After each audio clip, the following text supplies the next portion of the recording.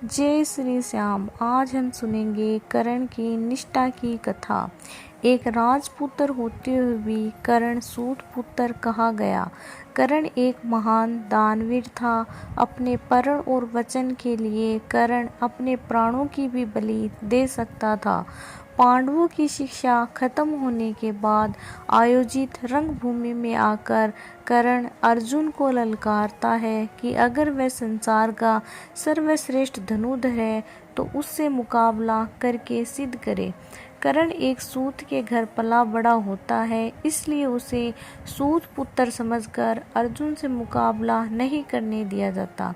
पांडवों के प्रखर विरोधी दुर्योधन को जब ये एक अवसर दिखता है और वह कर्ण को अंग देश का राजा घोषित कर देता है और कर्ण को अपना मित्र बना लेता है।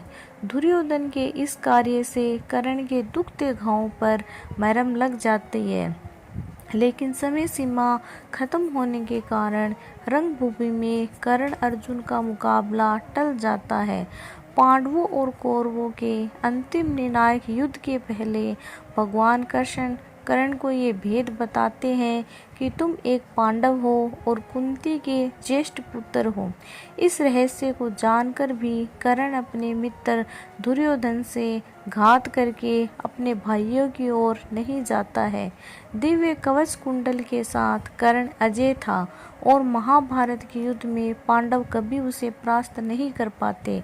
अतः इंद्रदेव उससे सुबह स्नान के समय ब्राह्मण स्वरूप में आकर दान में कवच कुंडल मांगते हैं।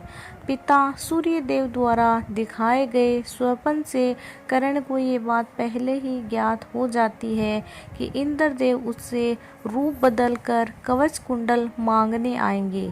पर फिर भी दानवीर कर्ण ब्राह्मण रूपी इंद्रदेव को खाली हाथ नहीं लौटाता और उनकी मांग पूरी करता है। इंद्रदेव कवच कुंडल के बदले में कर्ण को एक शक्ति अस्त्र प्रदान करते हैं, जिसका इस्तेमाल सिर्फ एक बार किया जा सकता है और उसका कोई काट नहीं था। युद्ध के दौरान भीम का पुत्र घटोत्कच कौरव सेना को तिनके की तरह उड़ाए जा रहा था। उसने दुर्योधन को भी लहूलुहान कर दिया था।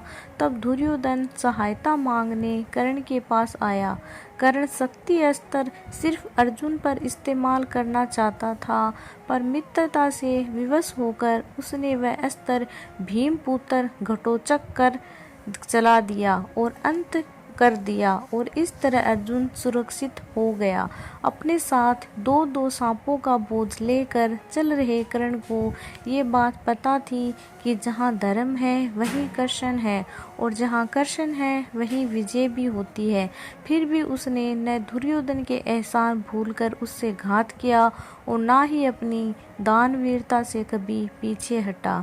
इस कहानी से हमें ये सीख मिलती है, हो सके तो किसी के ऋणी मत बनो, और एक बार अगर किसी के ऋणी बन ही जाओ तो ऋण चुकाने में आनाकानी मत करो। अगर कोई कुछ मांगने आए तो उसे विवश निराश नहीं करना चाहिए, जितना संभव हो उसकी मदद करनी चाहिए। बोलो जय श्री कृष्णा।